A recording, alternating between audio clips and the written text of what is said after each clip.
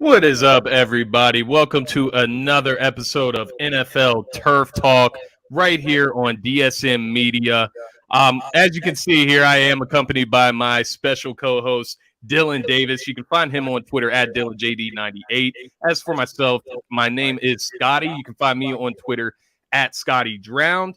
As for DSM Media, if you're not already following them, make sure to follow DSM Media at DSM_media on Twitter, at DSM.DoSomethingMajor on Instagram, and at DSM Media on TikTok.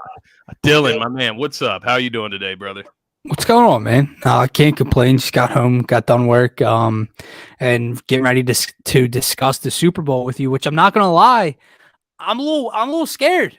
Because Scotty had some harsh feelings about the way this game ended on Sunday night. So, and I know we don't see eye to eye on this one, which normally on this show and on a lot of topics, we normally see eye to eye and we agree. So I think it'll be interesting and it'll be a little fun back and forth today about the outcome of the Super Bowl. Well, one thing I will say, I think everyone's getting twisted what a good game and what a close game is. Not that Super Bowl 56 was bad, but it wasn't a great game. It was a close game. Yeah. A game that, came down to the wire, a game that, the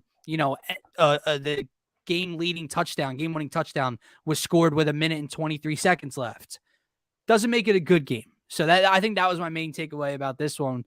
I don't know what you think about that, but I wasn't overwhelmed with this game. I think it was close, and that's what made it intriguing. Yeah, I think it was like a spotty game. Like you would go quarters without things happening, right? Like, and then all of a sudden, boom, at the end of the game, 79-yard drive from the not a lot was happening ongoing throughout the game. It wasn't like a back and forth type of thing. It was just really Rams start out hot. Bengals, the OBJ injury happens. The Bengals get kind of control with their defense. Bengals get hot at the beginning of the second half. Then nothing happens until the end of the game. So, like, I definitely get what you were saying there. But as you all can see, we're going to recap the Super Bowl. I didn't say that at the beginning of the show. I was struggling there a little bit because there was a little bit of an echo going on as I entered the show there. So I apologize for a little bit of a hesitation there. Yeah, we could definitely start by getting in just to the initial takeaways. So you didn't think it was a great game.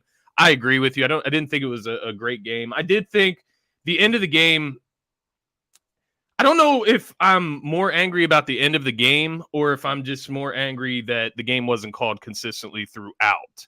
I think coming out of it, and obviously I was a little intoxicated that night. I ultimately I was rooting so hard for the Bengals, bro. Yeah, I know.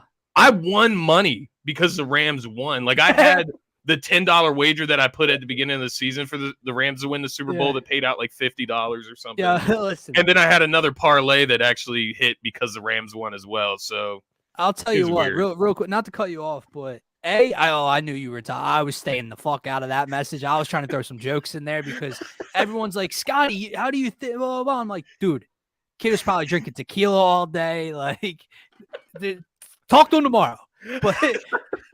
But I'm not a Bengals fan, I promise. No, exactly. So, like, I was just saying, it's so funny because obviously you picked the Bengals to win before the game, but you and I both loved the Stafford fit from the jump, the moment the trade happened and all offseason, and we both picked the Rams to either make it, or I knew I liked them to get there and win it, and you did the same. So it's weird to, like, be right about an NFL futures bet about the Super Bowl champion in August, but at the end of the game, you're like, what the fuck? Angry about it. It's weird, man. It ain't right. It's the Joe Shiesty effect. It is the Joe Shiesty. He just has this aura, this thing about him, man. But it wasn't enough in this game. I will say that. The Rams were very impressive.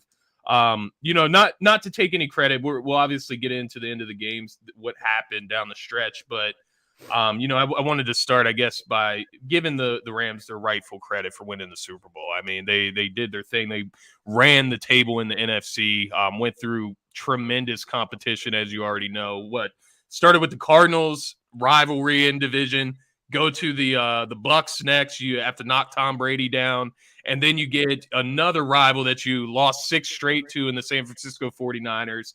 So you run through them, and then you get to Joe Burrow, who just ran through the AFC And Kansas City. So every game outside of the wild card round against Arizona was decided by 3 points or less. yeah, so that means in clutch moments they're making the right plays, and that speaks to their what they got going on. Obviously, on their offense, they those guys get locked in. It's very Kansas City like what they can do at the end of the games as far as moving Just the flip ball. a switch, like things could not be going their way all game, and then boom, that Cup to Stafford connection we saw for a historically great season all year long just came out to play on that final drive. That final throw, you don't see it in real time.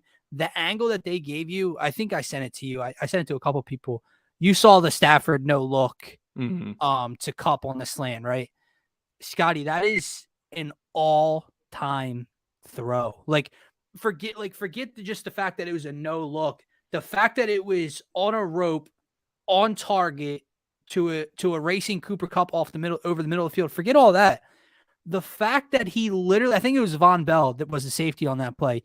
He literally moved Von Bell with his eyes and then threw it that far past his fingertips trying to get back to the ball. That throw was utterly ridiculous. Yeah.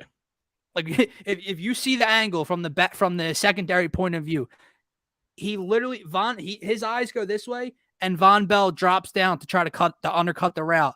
And he, while looking this way, make right over the middle to Cooper Kupp on the final possession. It takes balls to make that throw. But hey, Matt Stafford came out to play. I'll say one thing. Give them their credit. They do need some help in the parade department though, because that's embarrassing. That is a weak ass parade. Like that's the one thing that really bothers me. I wanted the Rams to win. I like the Rams to win, although I would have been fine with Joe Burrow and the Bengals winning. But the only thing that I rooted for the other side was the cities. Those fans don't give a damn about that team. Cincinnati was that Philly-esque, never had one, wanted that Northeast type of city that wanted it so bad. And now this city, fucking Mickey Mouse is probably over there. Like, come on, man. Like, are the players? That's the only thing I didn't like about the outcome of this game. I feel that, and I love that you reference, the city of Cincinnati, because it's kind of a perspective I didn't even think about. But it sucks for them, to have you get this close, right? And Joe Burrow's second season, and then like that heartbreaking moment where you see him go down with the knee injury in the game. Like my heart dropped, man. I did not want to see that. Luckily, it was only an MCL sprain with the way he was getting hit out there. But speaks to the offseason that we've talked about for the Cincinnati Bengals. I mean, it's as obvious as a red barn in the middle of a field. Mind you, address this offensive line. It's mind ridiculous. you, the majority of those 7, if not 6 of them, came in the second half. Yeah. He wasn't sacked because I bet 3+ Rams sacks in one of my parlays, and they had none with 1.5 minutes or 2 minutes left in the first half. They finished with 7, and I think that's another thing. Like, I keep going back to how this game played out, and I just it's the Super Bowl. It was a close game, so that made it intriguing and fun. The halftime show was amazing, so I was intrigued from start to finish, right? But it just wasn't a great matchup. Like, we tried to build it up, Stafford and Burrow getting there. The excitement level was there, but in terms of what each team does well and their weaknesses are, really bad matchup for the Bengals in my mind. It sucks. Like, I don't want to take anything away from Cincinnati and Joe Burrow, but you almost just think what if Patrick Mahomes, what if they get it done? Is that a better Super Bowl? Is Josh Allen and the Bills a better matchup against the Rams rather than Joe Burrow and the Bengals? I think the matchup for Cincinnati was brutal, dude. I don't know how I feel about it, man. I want to give a ton of credit to Cincinnati, so that's part of my struggle there. But I get what you mean, just as far as offenses, and obviously Kansas City just doesn't struggle as far as pass blocking as much as the Cincinnati Bengals do. I don't know, man. That The one thing that escapes me in this game is how special the Bengals defense is. I know, down Yeah, the stretch, they played really well, dude. By the played way, better than what I had even thought they could yeah. in this game, and they gave former Eagle Logan Wilson, but former the fuck, a fucking dream world. literally right there. 9 tackles, 3 tackles for a loss, and a pass deflection in that game. Crucial. What was it? A defensive holding penalty that was called on him at the end, Yeah. but. We didn't even get to the good part of the show yet. We didn't even get to the fun part of the show yet. So, yeah, let's talk about it, man, because I know that real quick before we get to that, I do just want to get your opinion on one thing, because it was a close game, like I said, and it was decided with a minute and a half left, and it was a 3-point victory for the Rams. But do you think, like, if Boy Genius just called a better game, do you think this game plays out differently? I am a believer of the fact that if Odell Beckham Jr. doesn't get hurt, this game plays out differently, because they had no answer. I mean that. And I know they had no answer for Kansas City in the championship for the first quarter and a half, and then they flipped a switch and Kansas City couldn't do nothing. Dude, they had nothing. And then after OBJ goes down, you see the effects. Obviously, they're already missing Robert Woods. Okay, they got Kupp, but below that is that the dude that dropped the touchdown against the 49ers or the Bucks or whatever game he remember he was wide, the white Jefferson? kid. Oh, no. He has a weird name. But you know my point. He ended up getting elevated to like the number 2 guy because Van Jefferson's in the slot a lot. And Van Jefferson, he's a nice player. He's not a number 2, especially not in the Super Bowl. So you saw the effects from that. But what I mean about Sean McVay is, dude, the amount of times, like, granted, he threw the ball 40 times and Cam Akers only got 13 carries. That was about 7 or 8 carries too many for the way this game was. He just kept trying to run it at the defensive tackles of Cincinnati, right up the gut, and it was going nowhere. So my question was kind of like, do you think if Boy Genius just, maybe adjust a little bit from that, do you think the game plays out a little differently? Because that did not save, but that was the outcome of a lot of drives for Cincinnati, and why they were able to get off the field so easily on defense is because first down, second down, right up the middle for nothing. I don't know. Is that partly because Matthew Stafford had turned the ball over? Like, you know what I mean? Like, is it? Maybe I don't know. It Stafford could play into trust a little bit, but I don't want to, I don't want to speculate on that too much. No. But I don't know. It's hard to say. For me, just because I do believe in that Cincinnati defense so much, and as far as what they were able to do, they're taking that away. Don't you try something different? Yeah, 100%. Like, I don't understand try some counters, some. If you look at the Rams' strengths, yeah, you know what I mean. Yeah, I get what you're saying for sure. They should have just aired him out. You wonder if that would have changed the whole game. I mean, he did in a sense. He threw the ball 40 times. Yeah. But what I mean is that there was no misdirection. There was no counters, no tosses, no nothing. It was, we're giving it to Cam Akers and we're running it right up the nose of this defense, and it's going nowhere every time. Yeah, man. They averaged under 2 yards per carry. What? As we're going through this, it really was such a weird matchup. And don't get me wrong, he had the perfect play call dialed up when he lined, the end around the Cooper Kupp. That was perfect.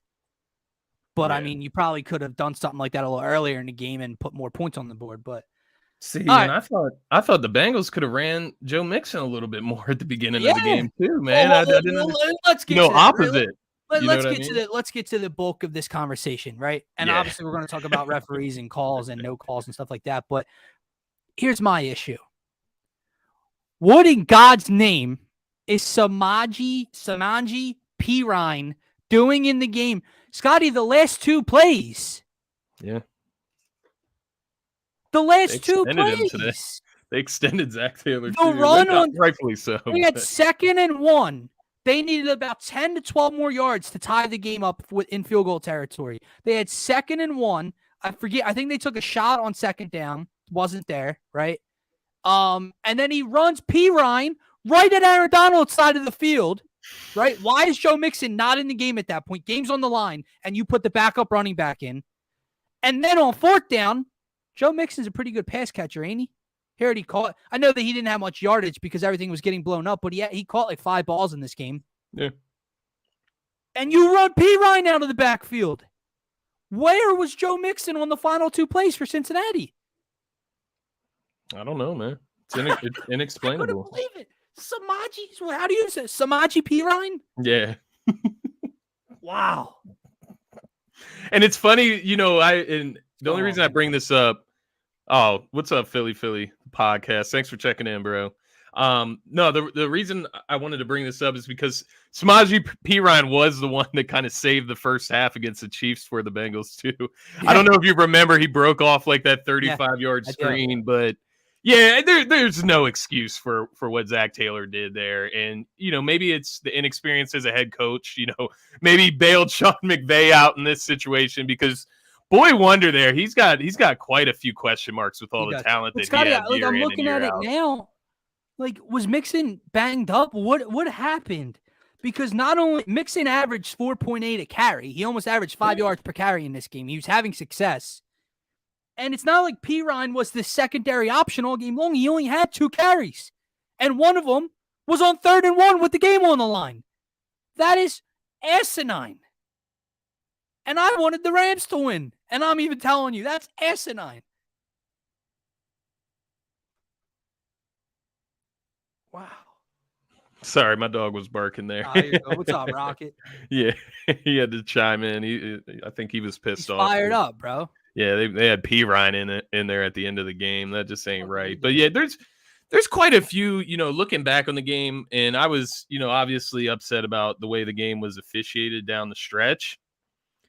But when you look back on it, the Bengals had multiple opportunities, and it can go back and forth as far as the Rams and Bengals, and I think that was part of what made the game not as great as it could have been, even, is that both teams had opportunities to blow this game up, and neither took the opportunities throughout. Cincinnati had the perfect opportunity, and I think that was a big beef with me, was like, the officiating down the end, and again, we'll get to it. But so on the first play, obviously they got away with the non-call when T. Higgins RKO'd Jalen Ramsey and scores a touchdown.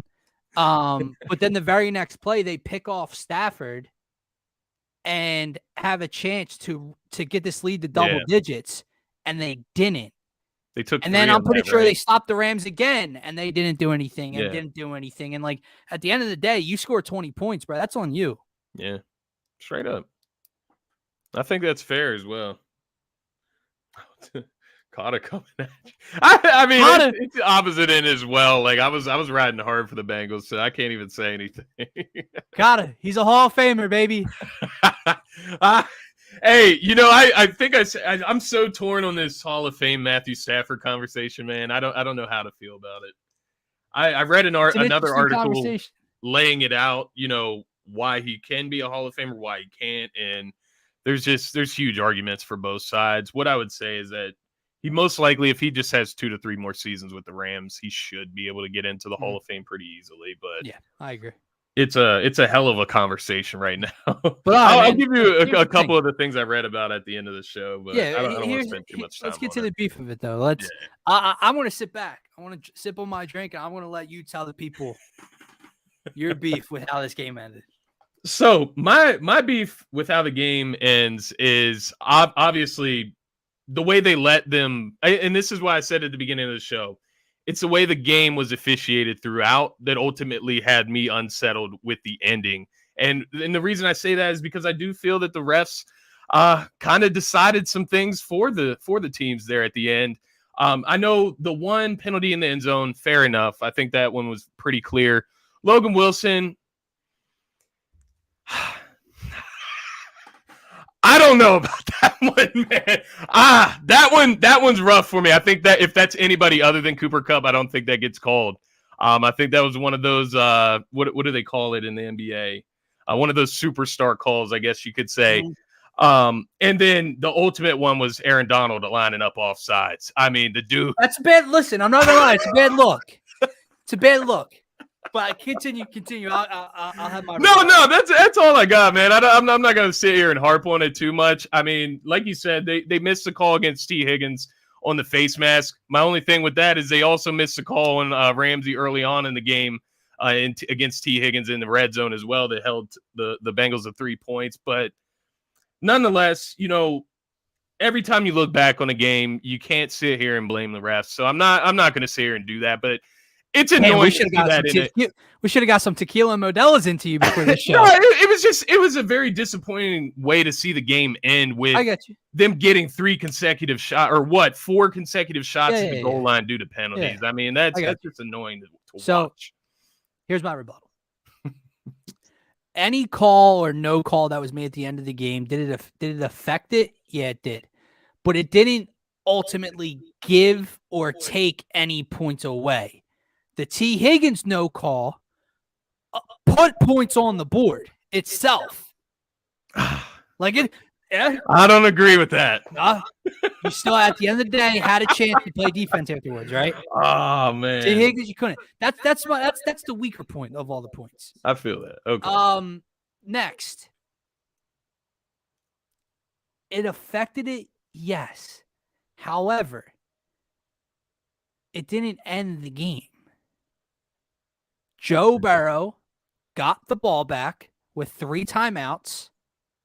It's fair. And great field positioning. And you had everyone forgets about that. 2nd and 1, basically around midfield. You needed a dozen more yards or less to be in field goal range. 2nd and 1, and you couldn't pick up the first down. Terry, I see you over there. I'll get to you, Terry. That's another thing. And then I just have a quick question for you, because I know we had more. The game I'm about to bring up wasn't a Super Bowl, but we had more eggs in this basket than we did in the previous game. But did you feel that way in the Rams New Orleans game a couple years ago? The Rams New Orleans. Yeah, you know what I'm talking about. I can't even remember who it happened to who. The no pass interference call at the end of the game on the Rams, right? Like no pass interference on the Rams. Yeah. Like when the Rams, when Roby Coleman speared a dude with his head turned to the quarterback, not turned to the quarterback, 8 years before the ball came. You guys feel that way then? That's fair. But that would speak even more to the point that the Rams don't deserve any more bailout. My point is that call or that's no fair, call ended a game. It played too big of a role. The no calls, yes. And I agree with you, man. I hear the point of, dude, there were basically no calls in this game. I think 2 each. And on the Bengals side, both of them were asinine. Yeah. You had the dude come off the bench to celebrate. First of all, you're cut today. Yeah, literally. I don't even know who that guy was, but you're done, bro. I think it was Hargraves. And then I forget what the second one was, but it was basically the same thing. It was something not, really on the field of play, or you know what I mean? And so I get being frustrated with the fact that, dude, y'all were silent all game for I don't know, 58 minutes, 57 minutes, you guys were silent. And now you want to start blowing whistles? I feel you. Yeah. But at the Logan Wilson one, the other ones were fair. Yeah. More than fair, I should say. So I don't think one call that was, was how this game ended. Yeah, this game ended. That's fair. This game ended the way that I thought the Bengals would lose regardless. Their offensive line got beat by maybe the greatest defensive player ever, and he made the game-winning play. He made the last 2 games game-winning plays. He stopped P. Ryan on the run, and then he got to Burrow at the end. And I think that's what it came down to when the game was on the line, when it mattered the most. It wasn't Joe Burrow's fault. It wasn't Jamar Chase's fault. It wasn't Cincinnati's defense fault. Yeah. Their offensive line got beat 2 plays in a row with 1 yard on the line. Yeah. I think that was my point of view. Yeah, I think that's fair enough. I'm not going to sit back and say that the Rams won because No. But just frustrating to watch it people go do down say like that. there's people out there that think that or believe that. Yeah, I'm not going to say all that, but just the way it kind of happened and went down was kind of disturbing. More or less, obviously, I was on the Bengals side. I was rooting for them, so obviously it disgruntled me a little bit more than the average person just watching the game for fun. But what was Parcero's house like? Like how was it divided? Who wanted who? I want to say everybody was kind of not rooting for the Bengals, but just Scotty. Wanted the Bengals to win. Scotty, Scotty's all tuned up. Come on. No, but like Parcero, he picked the Rams to win, but he said go Bengals. Like he wanted the Bengals to win, but yeah, Carter really didn't have it. He just kept saying go Birds. I feel it. But no, it was a good time. Like you said, the game was spotty to say the least, but shout out to the Rams, man. They got it done. And, nonetheless, if we're trusting our instinct, I should have known this was going to happen, right? I did know this was going to happen. The whole thing, I want to go back. I want to find the episode in August or early September, and I want to find the clip. We both. Yeah, listen, I'm not trying to. I'm pretty sure we both did. It comes out and says, "I said this." I'm pretty sure we both picked the Rams win. Pretty impressive. Pretty impressive because I'd never get that right. There was some point in the season where I lost trust in Matthew Stafford. Yeah, me too. I can't remember back when it happened, but at some point I did lose trust. And this defense was looking a little suspect at times as well. It was. That Von Miller addition was key, man. That was a huge addition that should be talked about a lot more. So let me ask you, I got 2 questions for you, one for each team. I'll start with the Bengals.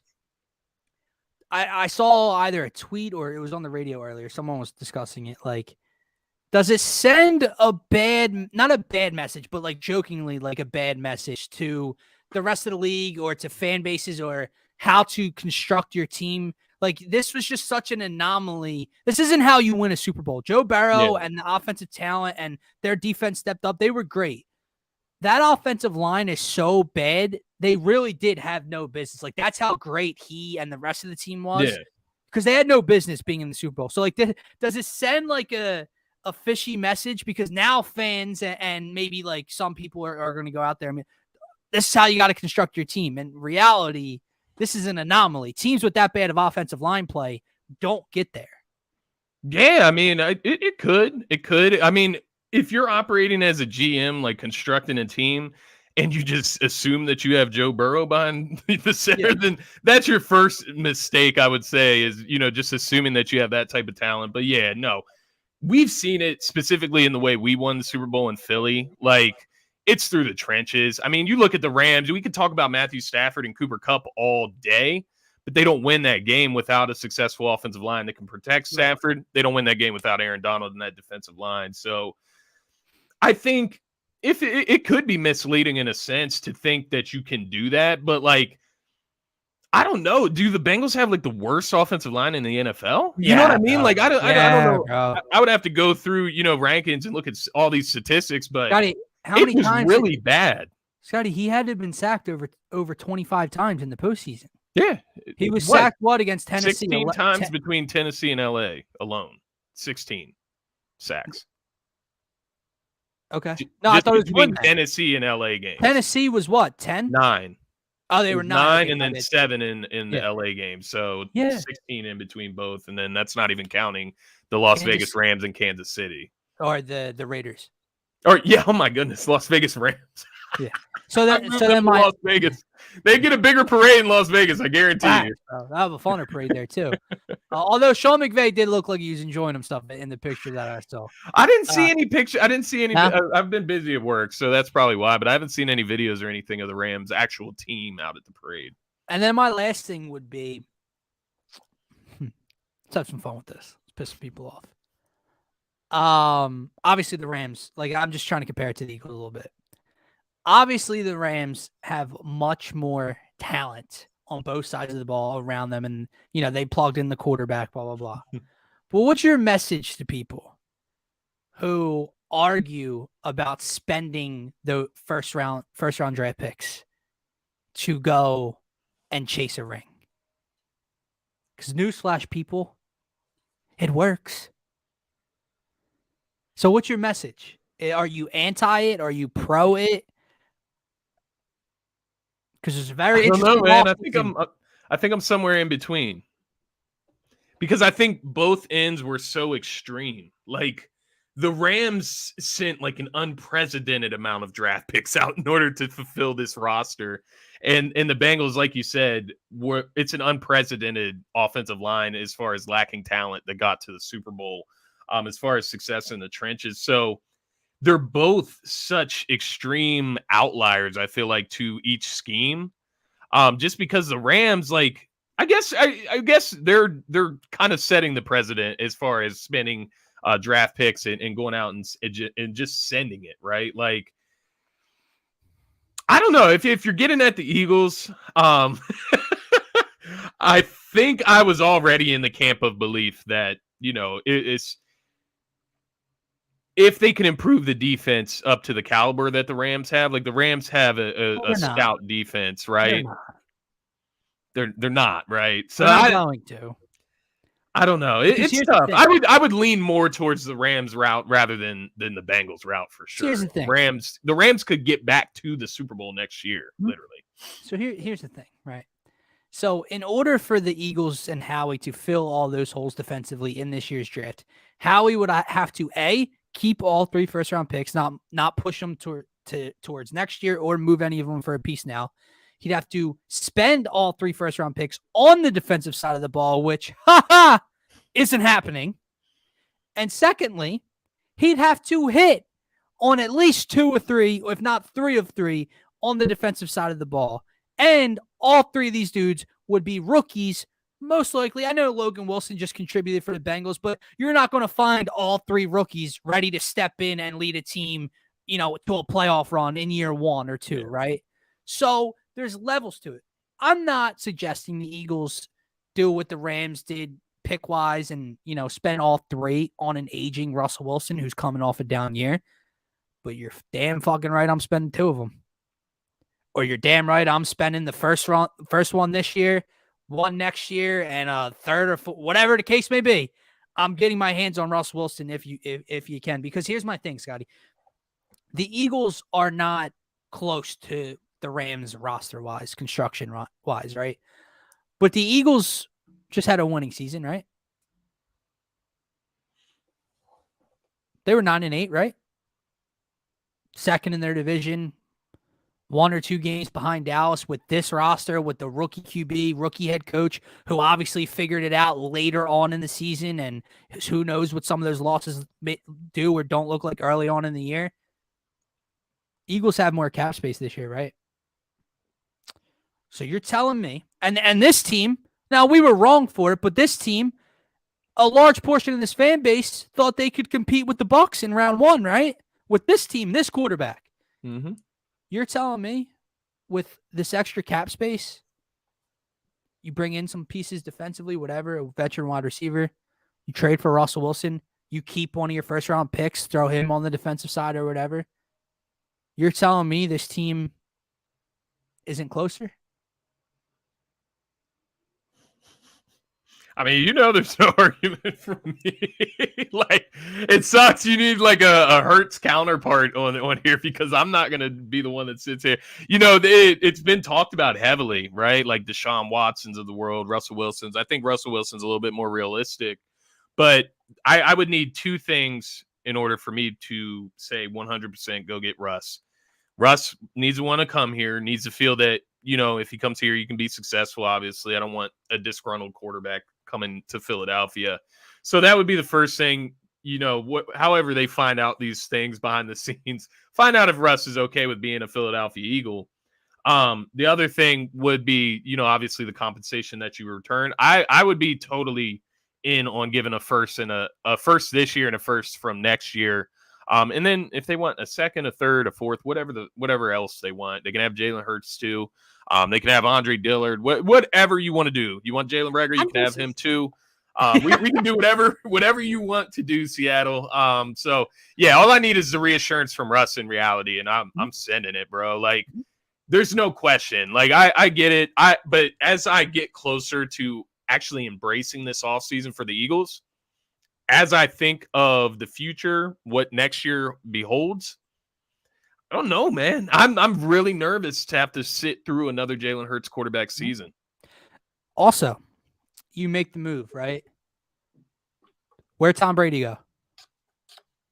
He retired.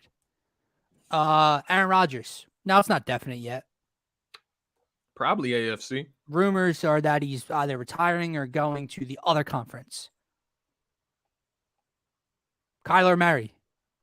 Dysfunction in Arizona. Now I think he stays put in Arizona. I'm just saying. I don't really care about Kyler. Right. What I'm just saying is, you know what I mean? Though? If the Eagles acquire, I almost said Jalen Hurts. If the Eagles acquire Russell Wilson, what number quarterback they have in the conference? I don't know. What would I guess you would say Stafford is Stafford better than him? Like, you know what I mean? Like, I don't. Well, I'll give him his credit for now. Like, creds for now. We can run through it. We'll run through it. So see, if he was here, Seattle wouldn't have him. So no, is Kyler Murray better than him? No. Matt Stafford will say yes for now. You could say that, yeah. Okay, Jimmy G or Trey Lance, whatever happens in San Fran. No, right? Washington situation. No. Daniel Jones. Hell no. Dak. No. That's our division, by the way, which would become more winnable. Green Bay, Jordan Love, Kirk Cousins. Fuck no. Justin Fields. No. Jared Goff. Hell no. Okay. Matt Ryan. No. Taysom Hill or Jameis Winston or whoever. No. The Buccaneers replacement. And then Sam Darnold or whoever in Carolina. Yeah, no. Oh, so they'd have the second, at worst, third best quarterback in the conference. And I think, like, arguably the best. I think Russell Wilson with an offensive line is better than Stafford. Okay. But we don't I can't say that. Let me take that back. Not defiantly. I think he can be better with a better offensive line. We can't do that, though, Scotty. We need to keep these first-round picks and build the roster around Jalen Hurts. Oh, my. We just went through it. If Rodgers stays, okay, Rodgers is ahead of him on the list, right? That's it, bro. That is it. Yeah. You go out. Yeah, and again, we have all offseason, and this is going to be the finale of season 1 of Turf Talk for the time being right now. Obviously, I don't know, I'd say a few weeks. We'll come back and we'll start up season 2 for the offseason, rumors. Once free agency opens up, negotiations, the draft is coming around the corner. We'll get right back to it. But you're telling me that's not the route you'd go? Because a lot of people, I see it. It's not the route they'd go. And I find it fucking asinine, to put it politely, that is not the route you go. But all right, to each their own, Scotty. To each their own. Anything else? No, I was just gonna say that the Jalen Hurts love, but we'll have all season to talk about it. I'm not gonna get into that guy today. And again, here's the best part. I feel like I have to say this just because the people are gonna come and they're gonna take what I say here and say that this isn't hate. I'm pointing out a fact to you. Jalen Hurts or Russell Wilson. I mean, it's not on a team, and that's my favorite part. Everybody says, well, the rest of the team, blah, blah, blah. Weren't you guys just saying we can beat the Bucs in Tampa Bay with this team with Jalen Hurts in his rookie year because we won 9 games? Russell Wilson alone, yes, they're probably an 11-win team this year with Russell Wilson, if not better, Scotty. Yeah. It's gotten to the point where people try to discredit the importance of the quarterback position to the point where you're saying that Russell Wilson can't change an entire team, the landscape of an entire team. And this is the best part. You just watch quarterbacks do it back-to-back seasons and Tom Brady and Matthew Stafford. This wouldn't guarantee a Super Bowl or a Super Bowl appearance. What it does is put you in the conversation that you're not in right now. What did the Sixers just do, Scotty?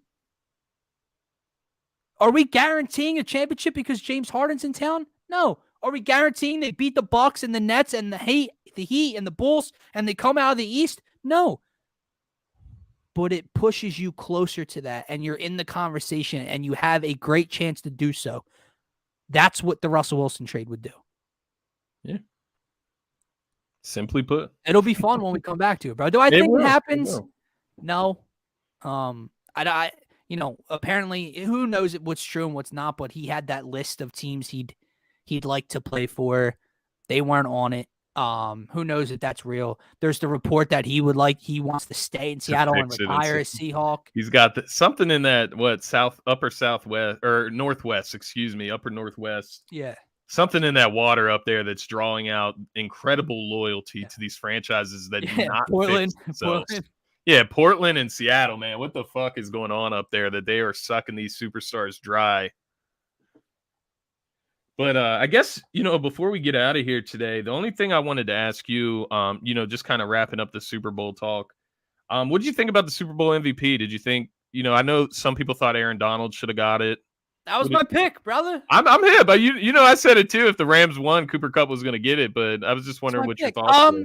He didn't have gaudy numbers, so I think that's why people are, questioning it as well. And obviously Donald, you can make the case for Aaron Donald for sure because yes, Cooper Kupp gave them the lead with that, with that touchdown score and the couple catches on the final drive. Yeah, but you can argue that Aaron Donald stopped Cincinnati to ice the game on the final 2 plays. So one of those two, I'd say for sure. Stafford would probably come in at number 3 for me out of those two. Isn't that crazy though? I definitely, it's not right to say, but I feel like the season that Kupp had played a little bit of a role in people's, because he had this season and then he scored the game-winning touchdown and he scored. He had 2 touchdowns, right? Yeah, he did have 2. So he scores twice but yeah, how many yards did he have? 92 yards, 8 receptions. So he didn't have any gaudy numbers, but 90 plus and 2 tutties with the game winner after that historic season. Yeah, it probably played a factor. Yeah, it was tough for me to figure it out because, Aaron Donald did have those plays at the end of the game. He had 2 sacks, 3 QB hits. But it's like Kupp. I feel like Kupp just had every play that really I don't know. Aaron Donald had some huge plays. I'm not trying to discredit him, but Kupp, like the 4th down run, like the 4th and 1 run, the end around. He just had even the penalties. I know I harped on them, but those penalties were drawn by Cooper Kupp. It's like just the attention that he demands. It was almost like that was deserving of the MVP in itself, but just shows how weird of a game it was, right? Like no quarterbacks in the talk of Super Bowl MVP, a defensive tackle and a fucking wide receiver. And the quarterbacks weren't bad. They were good. Were not bad, man. They played good games. But nothing stuck out. There wasn't a Super Bowl moment to say. There wasn't. It was odd. Last thing, yes or no? Greatest halftime show of all time. In my memory, yes. That was fucking awesome. I can't even think. The other ones I awesome. Don't even really care about. No. But anyone that tells you it wasn't is either, an old person who isn't into hip hop and rap, or is someone my age, because I have friends who are into rap and hip hop, but they're all about the new shit. Yeah, they don't. They mock M and Snoop, blah blah blah. Yeah. You can't do that, man. And, shout out to Eminem. Bro, and then they brought out 50. Yeah, they brought out Fat 50. No. Don't talk about my boy, bro. Because here's my issue. And I didn't. We're going to have very I am just kidding, bro. I'm not the guy. I'm not the guy myself. Here's the best part, right? Someone tweeted this, and it's a great point, right? And I'm not trying to come after after Lizzo, right? Yeah. But that's why, people are, all these that is fair, man. They want to talk about men's mental health, right? They want to talk about men's mental health and blah, blah, blah. Well, how come 50 is being mocked at and laughed, and he's a meme, and it's a joke, and it's men, women, every race, everyone's doing it, right? But that's a joke. People are openly calling him, fat. He's no longer 50. That's he's very 75 fair, cents. man. But change my perspective. But Lizzo is glorified for her bot. Yeah. I know what you mean. Yeah. How the fuck does that make sense? Life, man. But no, that's a great. And this is from a big boy himself. I'm not a skinny person fat shaming 2 people. I'm just talking about the 2 sides of it. Fair enough. The fuck? Oh my god! It was messed up though, bro. When they said he's not 50 cents anymore, he's $1.75 or something. Shit. It's Snoop Dogg, man. That's my OG, bro. Yeah. That's another thing. Dude, you want to talk about like these people out there, man? Like you see, there's people actually upset, like not upset, He but smoked talk weed about before how he he went was up. smoking before he went on stage. What do you think he was doing? Yeah. Not to mention, like, I forget who it was. Some NFL person quote tweeted it and said, guy drinks beer before singing karaoke. Like, same thing, bro. Like, what the fuck? In Oh my in God. LA, bro. Like, what? Like, what is the issue here? It's fucking Snoop Dogg. Did you have any commercials? I told you before the show, I did not remember the Yeah. commercials.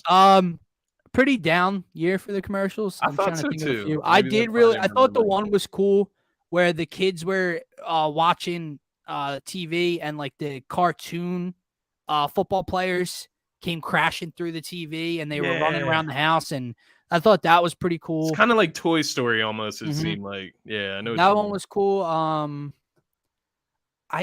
lot of They had them the don't little stick baby in out to me.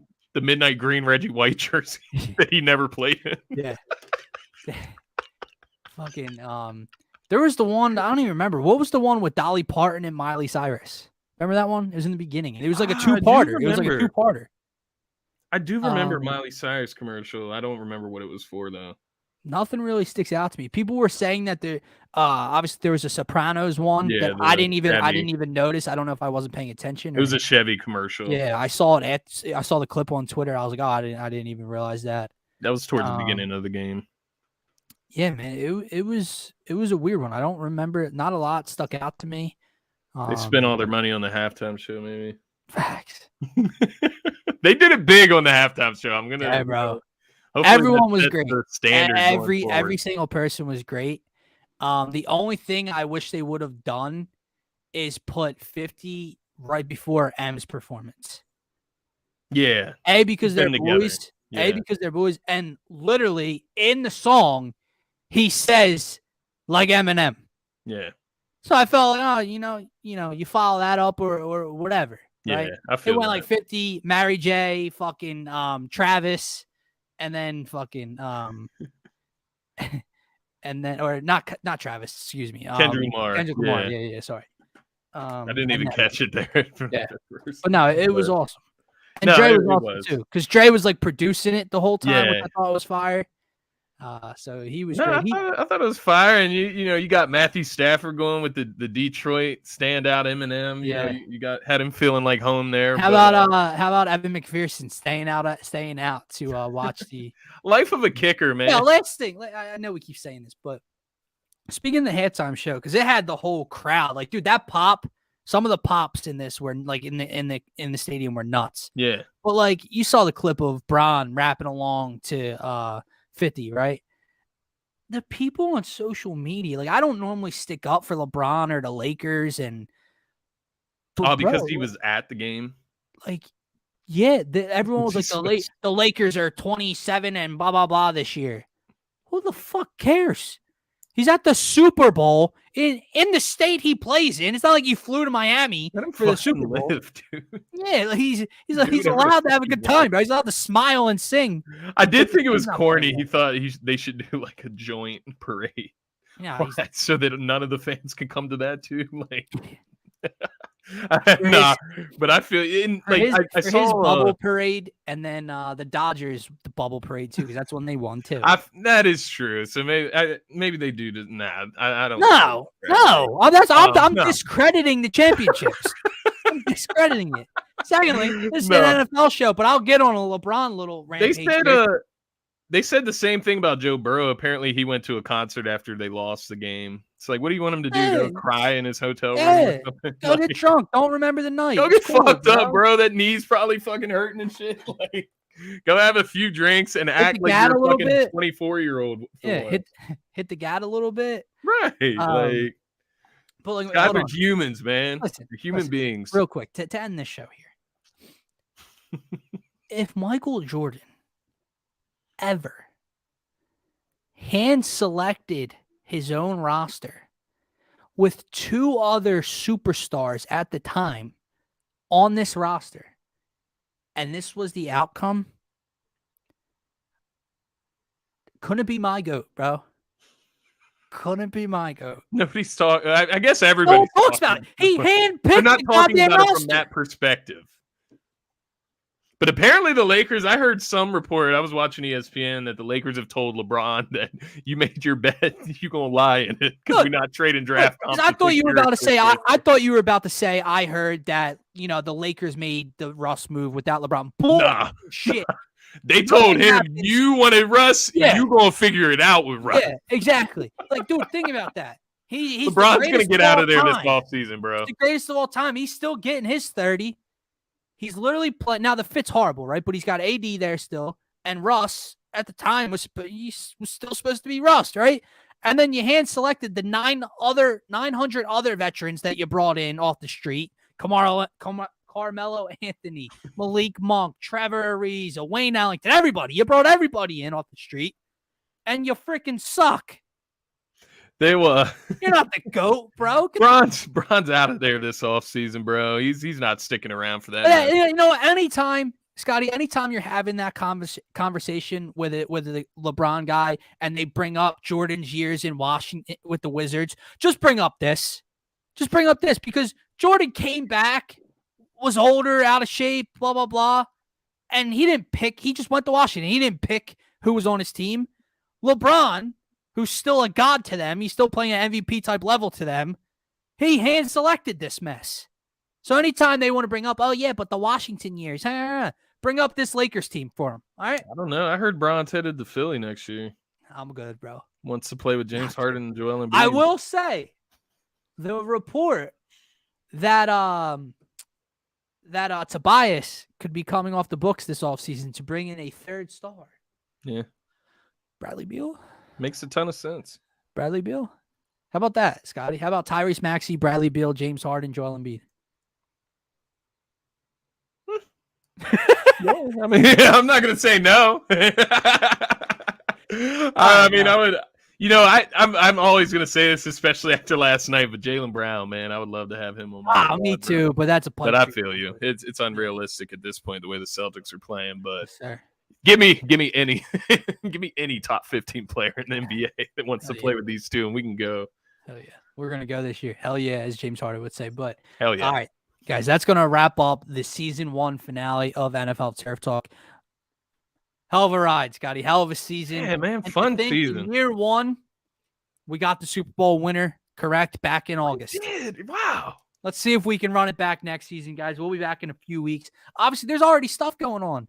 It's Carson Wentz drama in Indianapolis already. You're going to cut or trade after 1 year. Okay? We got the NFL draft coming up. Free agency begins in like less than a month at this point. So we'll be coming back in a few weeks to start up season 2. But I am grateful to be one half of your host here, Dylan. You can find me on Twitter at DylanJD98 and my man Scotty, who's been along for the ride all year long. You can find him on Twitter at Scotty John. And of course, as you guys know, we stream to you live every single time through DSM Media on our Twitter, Twitch, YouTube, and Facebook platforms. If you're new to the channel, please head on over to at DSM_media on Twitter. Our link tree is right there in our bio. You can find every single social media platform that we are on because we're on every single one and we're trying to grow each and every one exponentially. We're also on Spotify and Apple Podcasts. We have a merch site on TeePublic, so check out the merch there. And we'll be getting some cool new designs, especially with James Harden here in Philadelphia. Now we'll be getting some designs up there as well. And don't forget about our partners over at Manscaped. Guys, head on over to manscaped.com and use our promo code DSM. Again, that is code DSM, all caps, for 20% off and free shipping. You see it right there at the bottom of your screen. For myself, for Scotty, have a great off season.